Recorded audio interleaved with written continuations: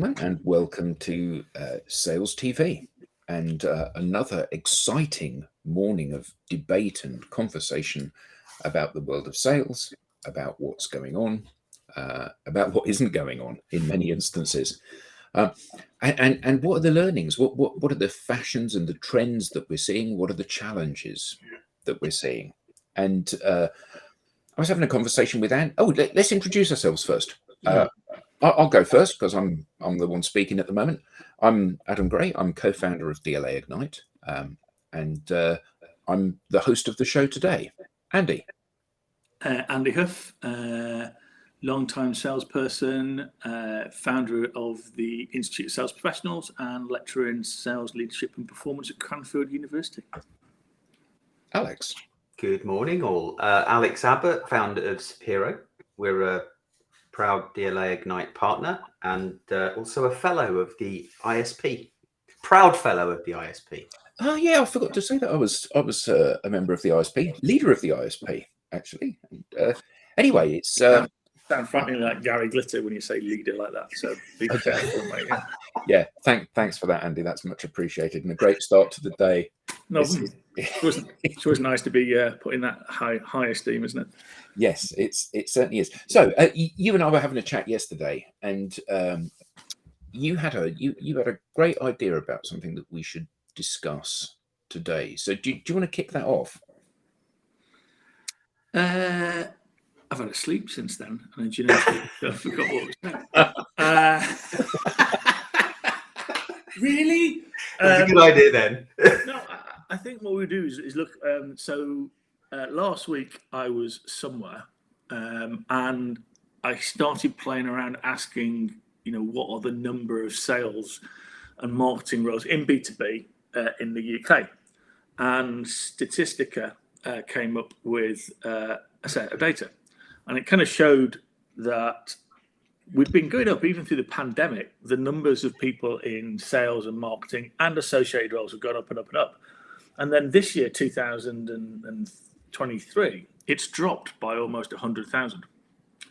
And considering our episodes before, we kind of chatted and riffed about, is it about getting salespeople out the door, or people putting red lines through positions and stuff like that? I then went and had a look at open headcount, which we've talked about before. And there's about 100,000 open headcount. And so actually when you correlate kind of the two together, the issue is that, we are potentially as an industry just running off a cliff like lemmings, because it's not about the fact that we're letting people go. We're in a tight labour market. And I sent some images around that which we might share later on. But and whilst that labour market is softening, the reality of the situation is there's still a lot of open positions compared to the amount of people who want to go and work in those. And that's the issue, I think, in sales, which is we've got this kind of almost perfect storm that people are walking away and retiring from it. And actually, young people are walking away from it as well and consciously not falling into it.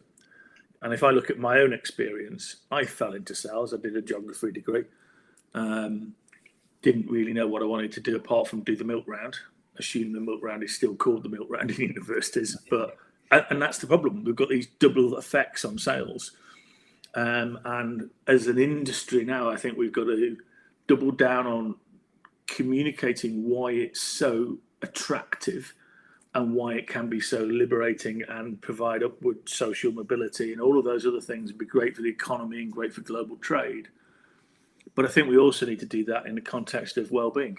I don't know, Alex, that's a really important thing for you, but we've also got to change the way that we embody salespeople and how we look after them and how we look after their well-being and happiness. Because if we don't, then the problem's only going to get worse and worse and worse, because actually this group in the middle are going to leave as well.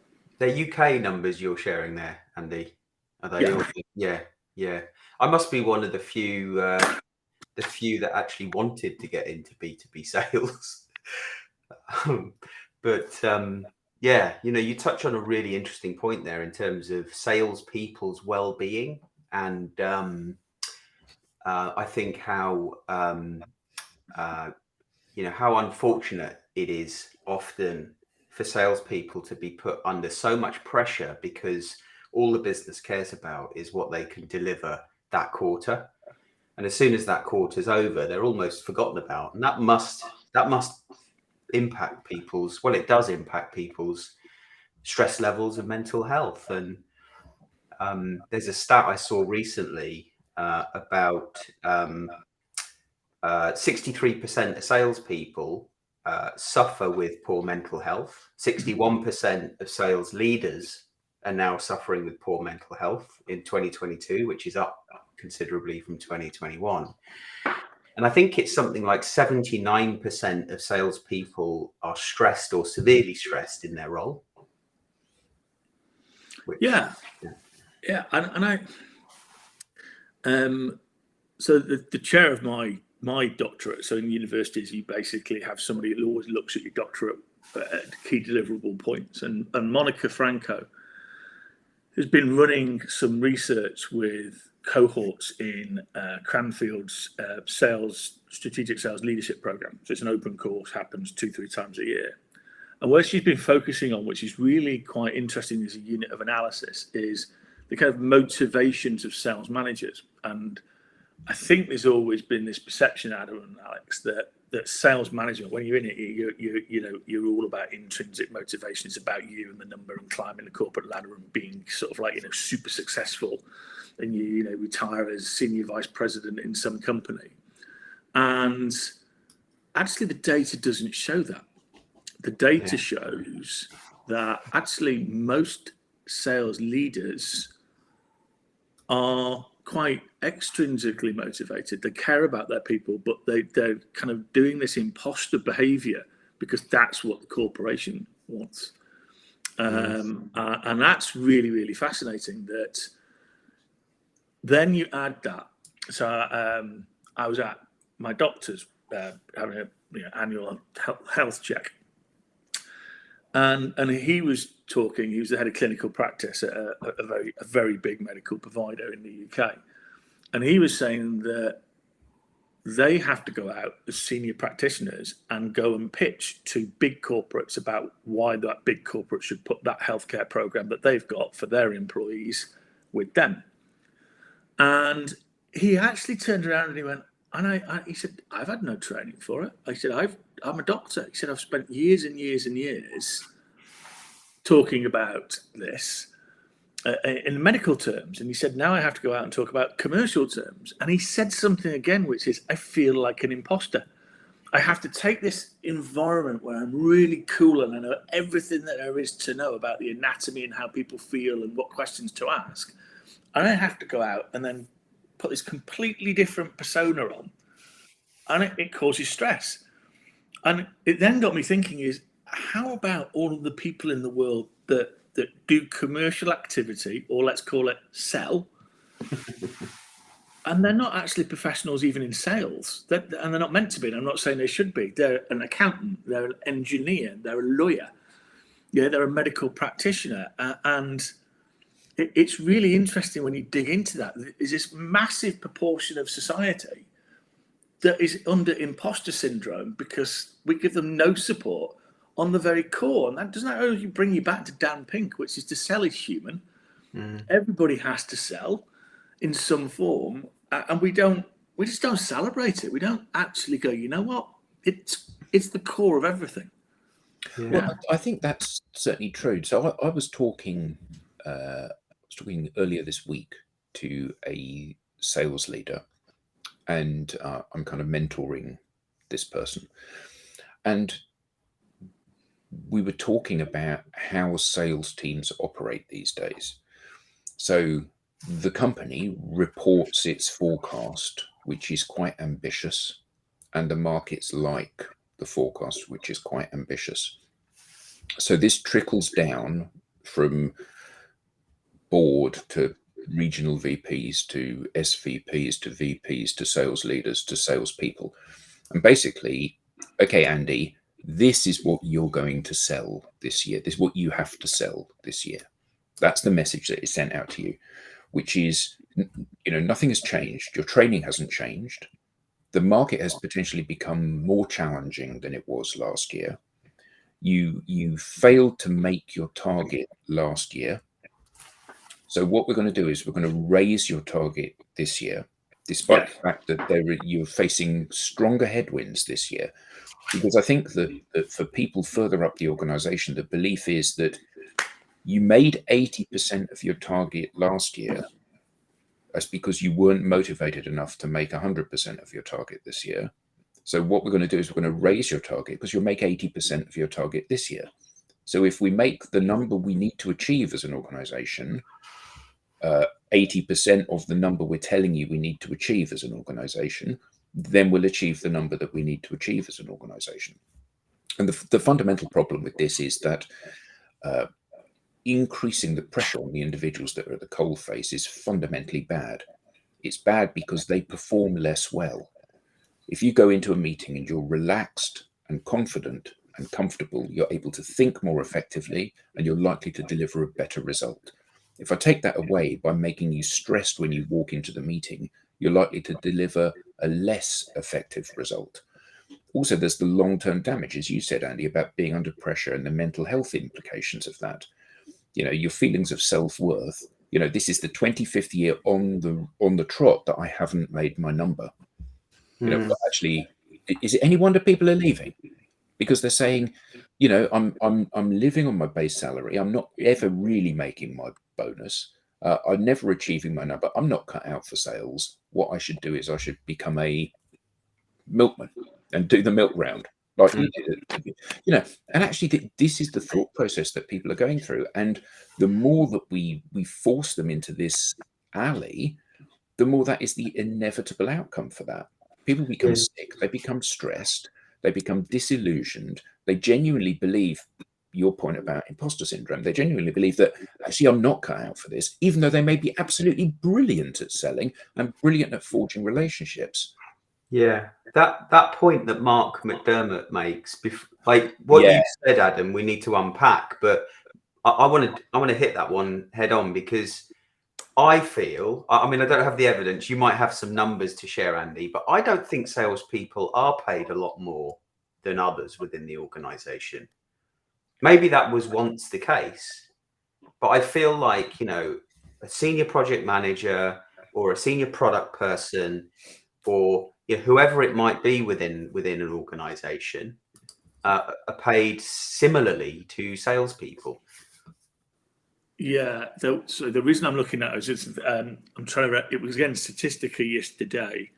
Looked at the salaries of professionals in the graduate. So what degree had they done? What higher education had they done? And what age ranges? And the biggest one was medical. You're up around the potential $500,000 mark, and I'm not getting into the NHS discussion around that, but medical. Then law. And then they went rapidly down. But to your point, sales wasn't standing out as a particular one. And I think the comments that you're making are back to motivation again, aren't they? So if the concept is you're comfortable on 80% of your earnings, that's because science actually has looked at it and gone, now money is okay to a point, and then there's not much more. If I throw an extra 100 grand at you, I don't get an extra 100% effort. And that's again down to intrinsic versus extrinsic motivation of people, not just salespeople.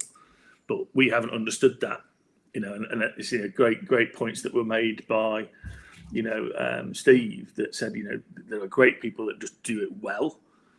And there are people, if you've not got that natural ability, that struggle. And really, isn't that our job as leaders to help those people who are struggling move up the curve and become brilliant? It is. I mean, I do think that we have this dichotomy, don't we, in sales? So when I worked with Alex at Oracle, there were salespeople that earned 7 figures.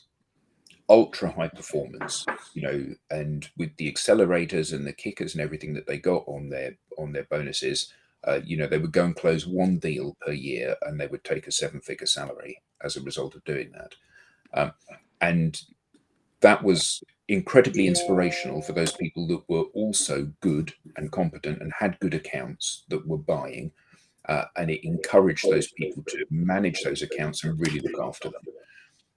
On the converse side of that, there were an awful lot of people that didn't make their target because, in some cases, it was down to ability, as it always is in an organization. But in many cases, it was down to the fact that for whatever reason, the customer wasn't buying at that moment. This is the number that you have to make. These are your accounts.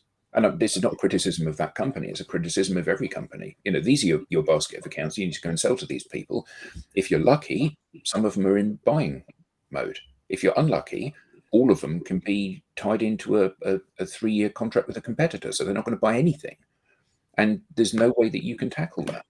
And you're told that the way that you can address this is by going through the same motions that you've always been through. You need to do more calls. More calls means more meetings mean more proposals mean more sales. But actually, if that breaks down, because more calls does mean more meetings, but more meetings doesn't mean more proposals, because people are not interested because they're not buying. I can issue you a proposal, Andy, for servicing of your Mini. Except it's not really of much interest because you don't drive a Mini. But if I issue you the proposal, it isn't going to affect sales in any way. And this is the challenge that I think we're seeing, isn't it? That as here we are, Steve said this. The problem is when the people at the top of the organization say, this is the revenue that we need to generate, and it trickles down to the people at the bottom, without checking in with those people, can you sell to your accounts, Andy? Are they buying? Are they good accounts? Are they affluent accounts? If the answer is no to those questions, then actually it doesn't matter what target you're being set, you're not going to sell anything. Well, there is that, but I think, there's so many great points and so many of them are linked. If, I'm reading some of them and I'm thinking, right, well, it links to behaviors. It links to providing salespeople with that guiding light. I think too often businesses, and there's been a comment about it, I forget who it was, but, the salesperson is the CEO of their business. They're given a patch and a phone, maybe not quite the same as that in the 80s, but they're given a patch and they've got to go off and make it work. And one of the best organizations I've worked for in the last 20 odd years in the B2B corporate world is when we had a clearly defined understanding of the value proposition and the entire business, sales, marketing, customer success, the services business that was supporting the technology business, understood what that path to value was for a customer. And we understood what an ideal customer was. So we were kind of there together in terms of qualifying who we sold to. We were there together selling to make sure the person, the company, the prospect in which we were selling to understood how they would realize the value. And there were a set of behaviors across the entire sales process that you could follow. You could ask yourself a question, and the question would be quite open-ended, but it would kind of force you to think about, well, have I actually taken that action? For me and my team, it gave everyone a sense of belonging, a sense of purpose, because they kind of knew what they needed to do, as opposed to being left on their own. And the coaching was aligned to it. And I don't think many organizations work like that. But I think that there are other variables that are outside of your control, though, aren't there? So, you cut up a territory into a number of different horizontal or vertical stripes, and then you apportion those stripes to various people. Now, the first thing is that you need to apportion them to the people that are most likely to be successful in those vertical stripes. You've been working in this territory and I've got loads of relationships in this, so we need to put you where you can leverage those relationships. Often that isn't done. No. But there's also the overwhelming assumption that that everything is equal. So, you make 100 calls, you get 10 meetings, you get 1 sale. I make 100 calls, I don't get any meetings. Now, it could be that you're lucky that your accounts are more receptive than mine. It could be that you're better at it than me. One of those things you can address and one you can't. And I think that the fundamental problem with this is that when you are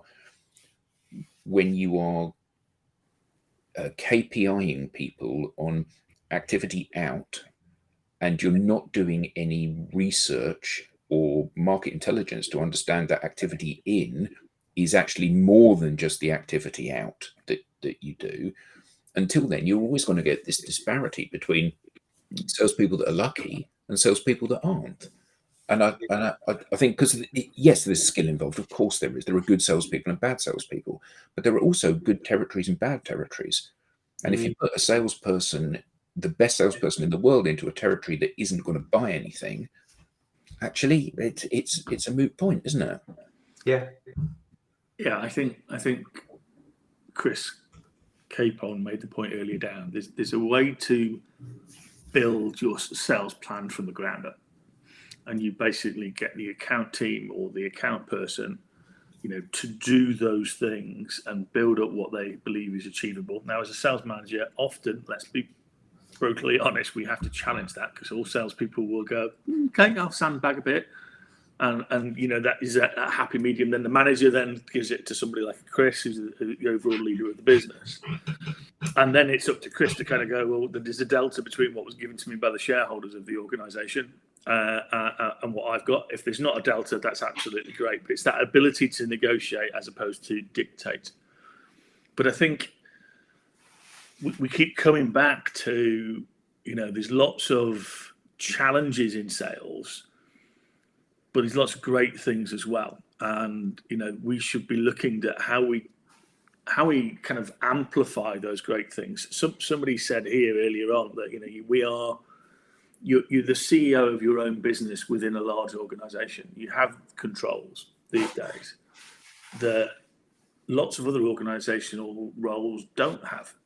And so I think we've just kind of lost our way, but there's lots of good stuff starting to happen. There's people like Chris Wyatt starting to go into schools with Darren Bailey to talk about how we actually do 2-3 hour slots with school children. And really what we need to do is get the help of everybody to be able to go, let's go into every school and start to talk about that, because 50-60% of people will be having to sell in some role that they actually do in the future, whether it's pitching for budget for R&D, whether it's pitching that why their bridge is the best solution. It all actually comes back to, something has to be sold in order for something to be bought, and that to drive the economy. And we've just got to get rid of the stigma, celebrate, as somebody said, the great and the professional, and actually just align it to standards and get to the same place that every other vocation has got to turn itself into a profession, which is aligning to a set of principles and standards, getting ethical about it. And it's not really that hard, but it's like a lot of other things that we're doing. We talked about lemmings. We've got people retiring, young people turning their back on it, and we're doing the same things over and over again as sales and business leaders. That it's just not going to work in the future. We haven't got enough sales resource. It's putting more stress on people. There's a different way to do it, and I think it's the youth.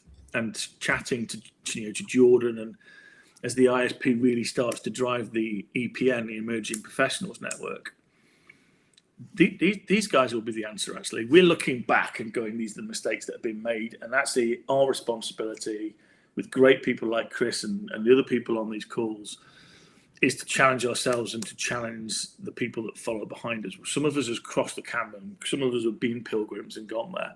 How do we get the rest of the sales leaders to follow? But actually, the individualistic change that's required will be the 20-somethings people who are actually looking forward and going, I need help for the next 20 years. Who's going to be my lifelong learning partner? Who's going to have their arm around me? How am I going to get a network? How am I going to be social? How am I going to do all of those things? And actually, I've been really inspired by people like Jasmine Dorks and Jaffa and Thomas Peach and Josh, all these people taking ownership of that and going, yeah, this is what we do for that next generation in school, but this is what we do for ourselves and our colleagues going forward. I'm psyched. Yeah, no, I think it's amazing, Andy. I think it's amazing the work that you're doing and bringing people together to address that. What about the board though, and CEOs, and helping them understand what's required within their organisation to have a professional sales team that would deliver consistently? I mean, I'm reading a book at the moment called The 5 Dysfunctions of a Team, and it's just amazing sort of listening about, how different heads in the board, responsible for product and sales and marketing, just don't really care about what each other are doing. They just care about their world, Yeah, Is there a job to be done with the CEO, with the board? Yes, but most organisations aren't posting losses, so there's a big insurance number in there that the salespeople carry. So if 60% plus don't get to target, I don't see 60% of organisations saying we just missed our annual number. So there's a better way of doing things. And I think the pace, Alex, is the issue.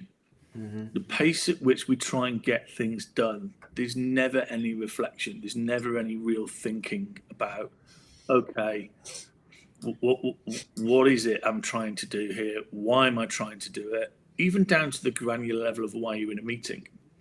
And I posed a question to some full-time MBA students. He said, still amazed, bless you, Adam. Still amazed that they let me loose with full-time MBA students at Cranfield. Not as amazed as we are, mate. There you go. As I walk in there with my Michael Caine educating Rita persona on.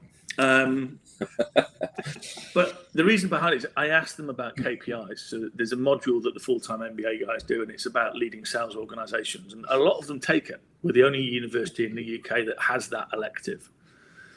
And I asked them about input KPIs because they all went, yes, we have to have KPIs. And I went, okay, give me some. And there was like real revenue, number of meetings. It's like, so this is, and it'd be interesting to see the responses from everybody because it's a really simple one. If you're an estate agent, realtor, whatever you call them in the country that you're in the UK, we clearly call them estate agents, people who sell houses. What's the single KPI that you would measure your business on? And I'd be really interested in the answer. I'm pausing there, but I want people on the chat. What's the single KPI that you'd measure your business on? As an estate agent? Yeah, I mean, well, we know not what the KPIs are that they measure them on, but we know that that's a perfect example of it's been a while since I've engaged with an estate agent, so you'll have to excuse me if I'm speaking out of turn here. That they are focusing on the wrong things when they're having conversations with people. So let's be honest, Andy. You're a reasonably intelligent human being. So I think I'm very intelligent, but we'll let the reasonable go. So when I walk you around a house and I say to you, well, Andy, this is the kitchen and this is the bathroom. Let's be honest, I'm not adding a huge amount of value, really, am I? And the challenge, I think, is in so many of these organizations is that salespeople don't major on the bit that they know that the client doesn't. Now, you would think that this was sales 101, but it's a perfect metaphor for what happens in organizations, isn't it? Organizations are fundamentally broken how they generate revenue at the moment, evidenced by the fact that none of them are making their numbers. And as you've gone off on a little bit of a personal issue to make sure that you work, because you've obviously had a shit estate agent experience. Back to the I think we all. I've just had a light bulb moment. So, of course, my initial reaction was, well, I need to measure the success of my business based on how many houses that I can sell. But actually, given the conversation, this isn't just about estate agents. This could be the entire sales industry. Why are we not measuring performance based on the positive mental health of our people? We could, great, but it's not. And the MBA students couldn't answer it either. And I only answered it, and I only know it thanks to a gentleman called Ed Percival, who was one of my executive coaches when I was at EMC. Fortunately, he's passed away, God rest his soul, and he was brilliant. And he was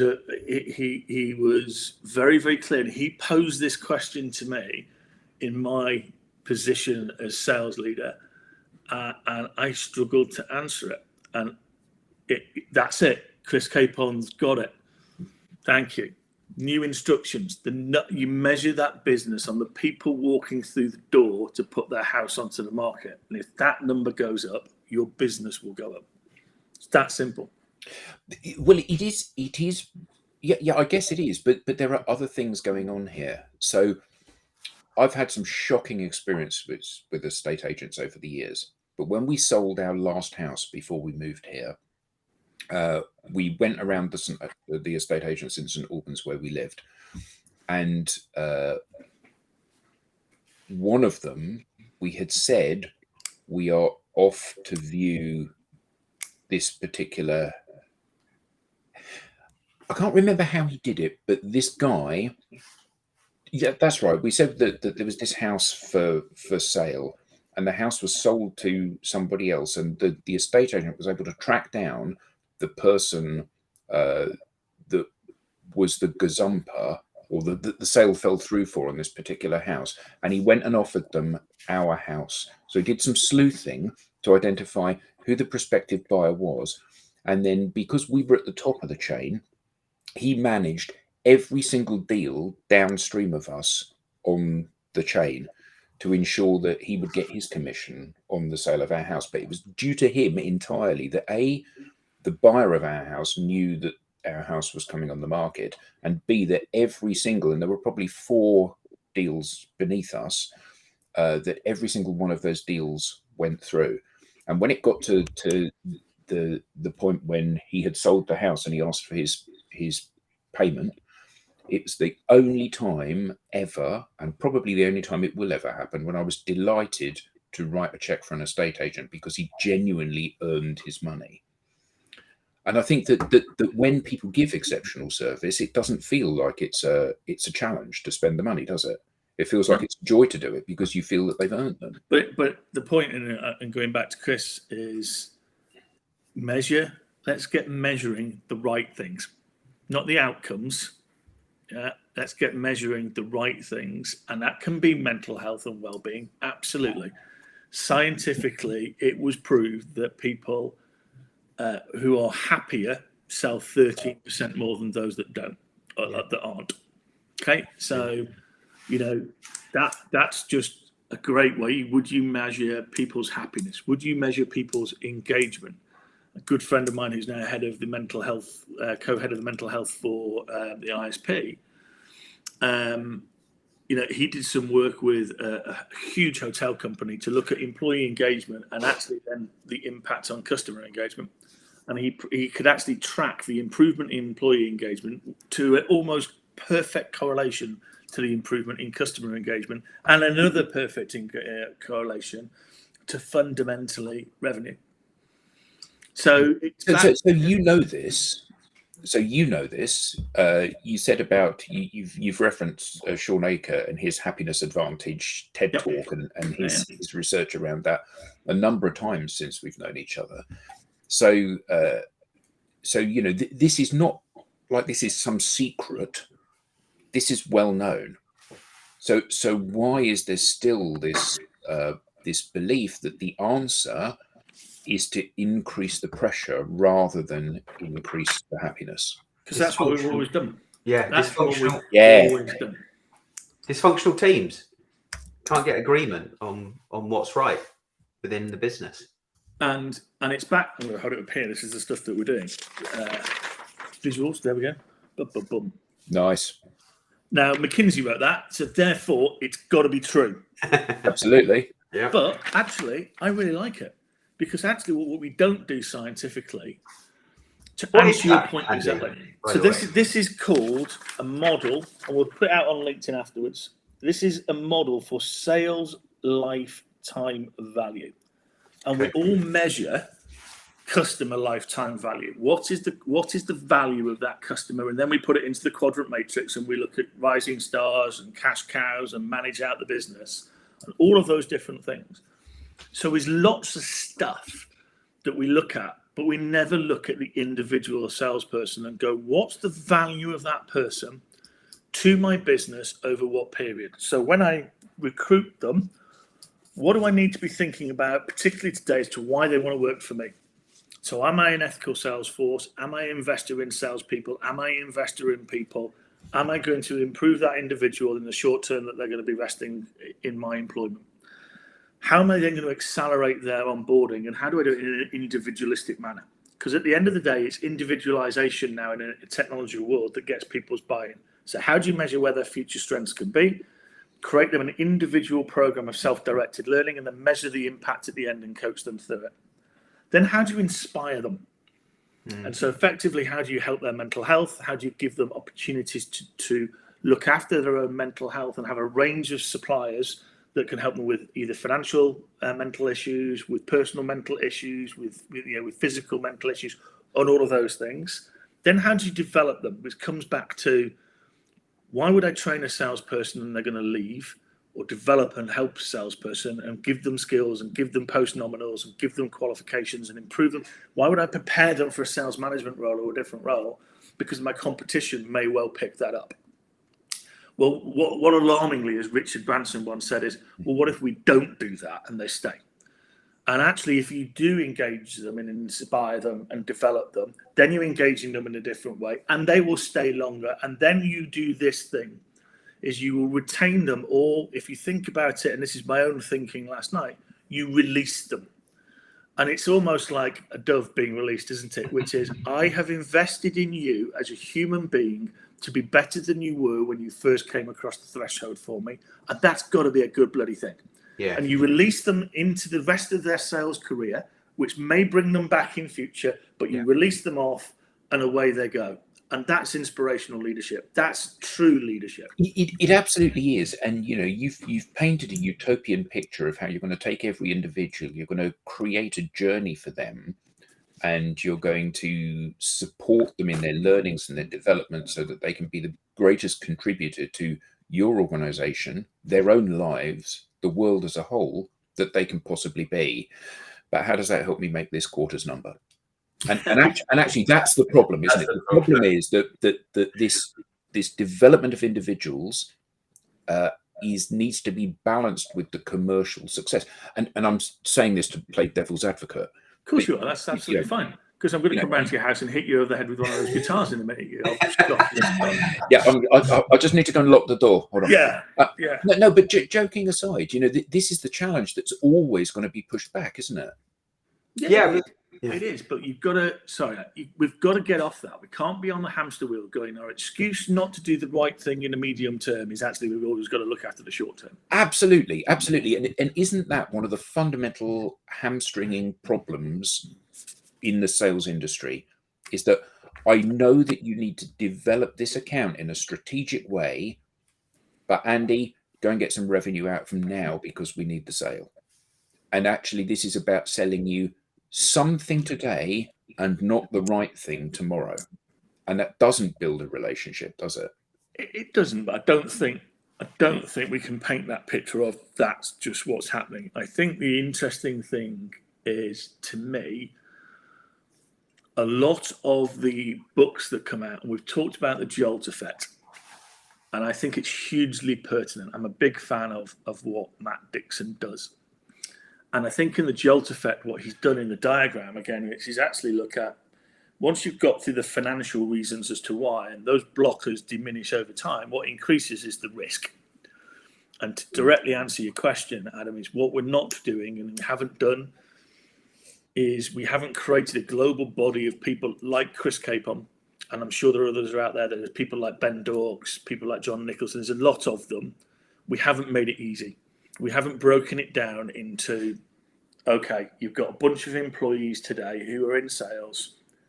Just look after their well-being with this program. Help them with their individualistic learning with this program. That's where you start.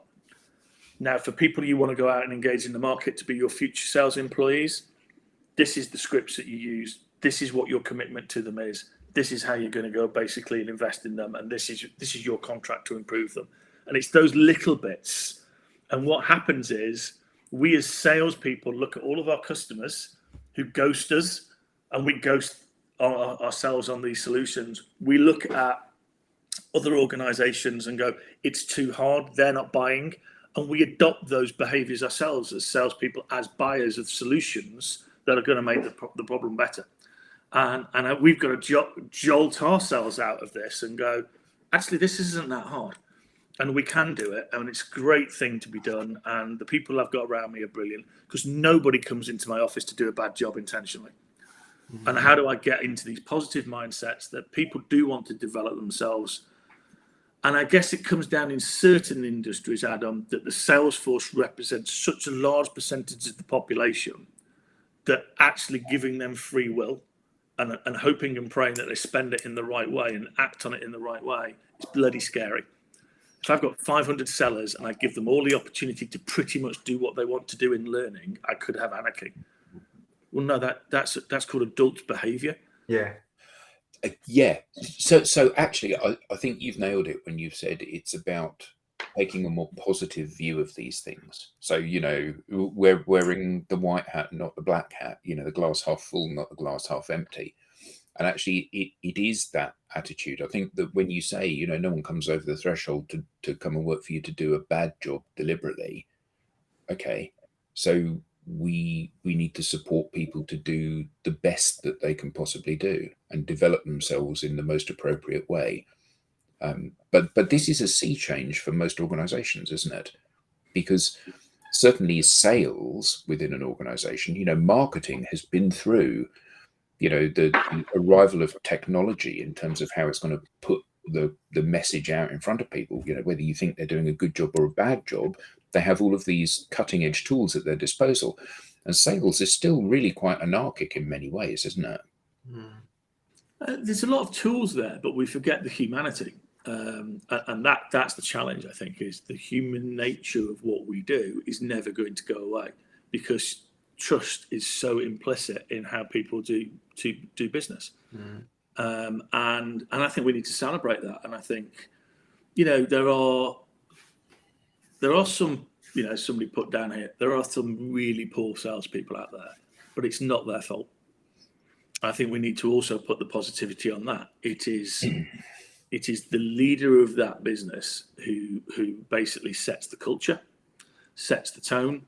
And if you allow some of your people to, pick up the phone and go, "How you doing, Andy, mate?" It's like that's bad on you, not bad on them. And I think, in this, we're in danger on sales TV sometimes looking at the glass half empty, and it has some challenges. We really do have some challenges, but that's for the future of business. It's not for the future of sales. Sales is the answer to the future of business and ever-growing commerciality and global trade and GDP. And we've got to re-articulate what it is. We've got to really point out the benefits and positives, and I think collectively get together and celebrate this and have some fun, because I think we can. Yeah. On that note. Absolutely. On that note, we are approaching our cutoff point. So thank you, gentlemen. As always, a stimulating and fascinating way to start a Tuesday. Thank you to everyone in the audience. Everyone in the audience, particularly those that have commented. So Chris, Mark, Richard, Ty, Shane, Ian, Derek, Steve, Fake, Amit, Jensen, Christina, Winfred, Andrew, Derek, Yayan, Alan, and Ludwig. Thank you all very much indeed for your comments, which have been fantastic. And it's lovely to get input from people that are in this space, helping to shape all of our thinking around this. Now, for anyone that is interested, we will be running another show, Sales TV, tonight for the US market, starting at 5 o'clock UK time. So should we not say America's market? Because what did I say? Well, it's America. US, but it also includes Canada and South America, right? It does. It does indeed. Yes, the Americas. Thank you very much, Alex. So hopefully you'll be able to join us for that as well. And in the meantime, thank you all very much indeed. Have a great week, everybody, and we hope to see you all again next week. Bye all. Enjoy your week.